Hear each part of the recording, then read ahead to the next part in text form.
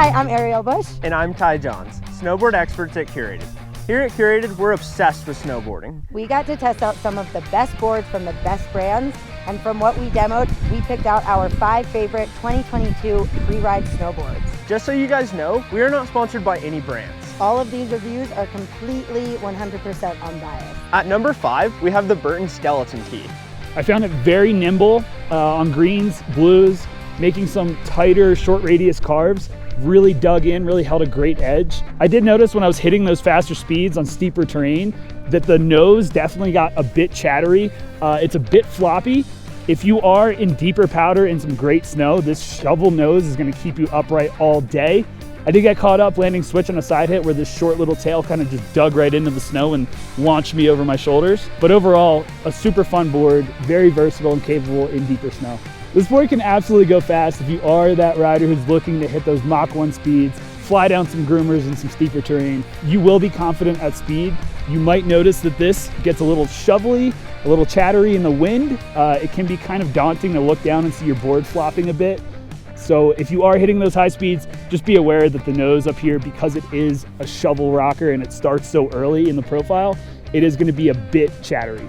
I would recommend this board for the capable advanced to expert rider looking for a pretty versatile powder / all mountain board that they can rely on when the snow is kind of hard packed like it was today. I wouldn't recommend this board to the beginner / intermediate rider just because it does have a different profile.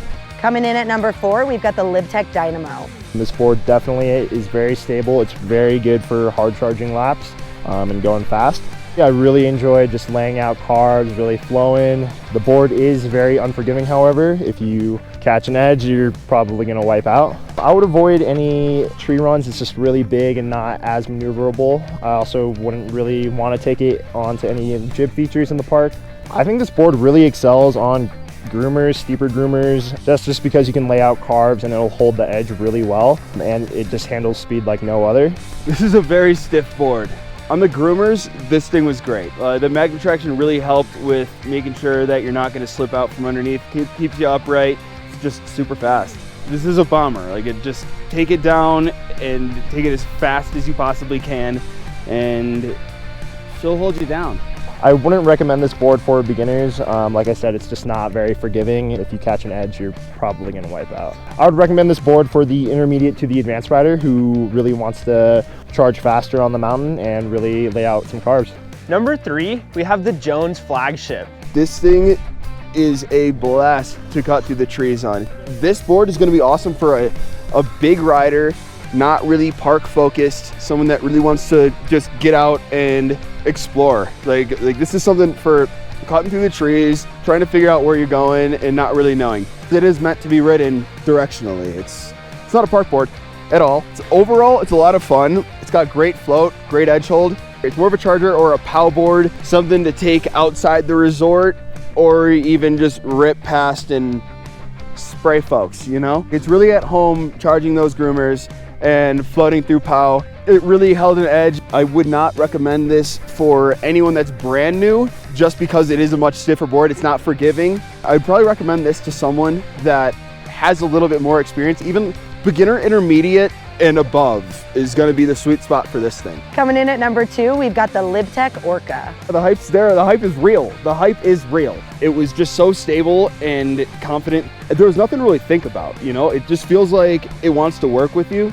and it is gonna send you off those side hits if you want, but also you can just roll with it. It's just super easy. At full speed, it feels like you're going half as fast as you are. You look down and you don't even know that you're hauling as fast as you are. Just how damp it is and how stable it is, it just really grabs. Straight lining is awesome, but you could feel that it wants to pull you around on those edges with the magnet traction. The edge to edge, it's a lot better than I thought it would be. Charging down the groomers, super grippy on the edge, really just will rip through anything. At the end of the day, it is a powder slayer. This just stays on top of everything better than anything I've ever been on. You definitely notice that increased volume in the nose and the overall profile on that shortened tail. So the shortened tail really allows you to get quick edge to edge, but that wider nose, it really kind of feels like a Cadillac. I rode it a little bit switch.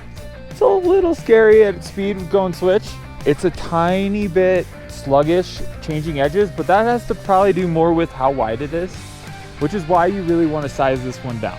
This is by no means a beginner board, and you know, your park rats, your jibbers, those urban guys, I mean, come on, you're not hitting any urban on that board. It's for those side hits, free ride riders that are just gonna go out and just have a good time. And our #1 Freeride board is the Never Summer Harpoon. I think my favorite thing about this board was its overall ability to float without much effort or input. When I did get into the deeper snow, I didn't even need to lay back. I didn't need to do anything. This board would just kind of surf and float on top of that snow pretty effortlessly. If you're looking at like a size 11 plus and you want a board that's gonna be nimble and fun to like play around with, a volume shift is gonna be a great option for you, and the Harpoon would definitely suit you. So with the Harpoon, you have a lot of stability for takeoffs and landings through the park. So it's gonna be great for the jump line, not so great for jibbing, but hitting 60, 65 miles an hour on this board, there was no chatter, no instability. I felt confident and locked in and completely in control, even at the highest speeds that this board will take. First impression on the profile, I would say that it's definitely really powerful. It holds edge really well, and I'm really surprised at how much the board floats in powder. What I really liked about this board was that it's a volume shifted, short, little, kind of like a skateboard on the mountain, but it was still powerful and I could still hold an edge, I could still carve, and I didn't seem to really chatter that much. I wouldn't put an outright beginner on this board because it is tapered, it is directional. It's about a mid flex, I'll say. So it's not the most stiff and aggressive board, but given that it does have a wider width, it will take a little bit of input to get it to go edge to edge. Once you have this board on edge, it's locked in. You can dial in a deep carve without worrying about washing out, but it will take a bit more effort to get it up. Ultimately, I would recommend this board for the intermediate to advanced rider who is looking for a second addition to their quiver as a powder board. This would be a great board to take out anytime you get fresh snow.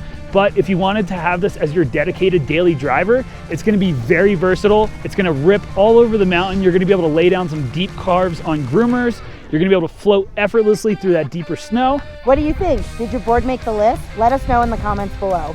If you need help finding the perfect snowboard for you, head over to curated.com to get matched with an expert like me for free personalized recommendations. And if you like this content and want to see more, make sure you hit that subscribe button.